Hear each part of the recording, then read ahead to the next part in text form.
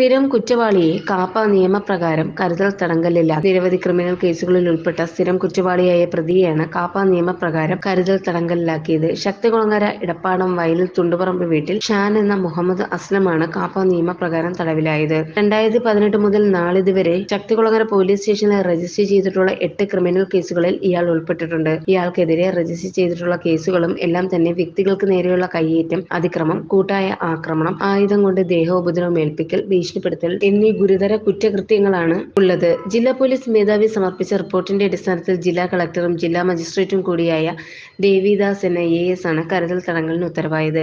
ഇയാളെ മുൻപും കരുതൽ തടങ്കലിൽ പ്രവേശിപ്പിച്ചിട്ടുള്ളതാണ്. ജയിൽ മോചിതനായ ശേഷവും ഇയാൾ തന്റെ സാമൂഹിക വിരുദ്ധ പ്രവർത്തനങ്ങൾ നിർബാധം തുടർന്ന് വന്നതിന്റെ അടിസ്ഥാനത്തിലാണ് വീണ്ടും കരുതൽ തടങ്കലിന് ഉത്തരവായത്. ശക്തികുളങ്ങര പോലീസ് ഇൻസ്പെക്ടർ അനൂപിന്റെ നേതൃത്വത്തിൽ SI ആശ IV, SSCPO Abu Thahir, CPO സിതീഷ് എന്നിവരടങ്ങിയ സംഘമാണ് പ്രതിയെ അറസ്റ്റ് ചെയ്തത്. ഇയാളെ കരുതൽ തടങ്കലിൽ പാർപ്പിക്കുന്നതിനായി പൂജപ്പുര സെൻട്രൽ ജയിലിലേക്ക് അയച്ചു. ന്യൂസ് ബ്യൂറോ, കൊല്ലം. പവനേറുന്ന തങ്കമാണു നീ,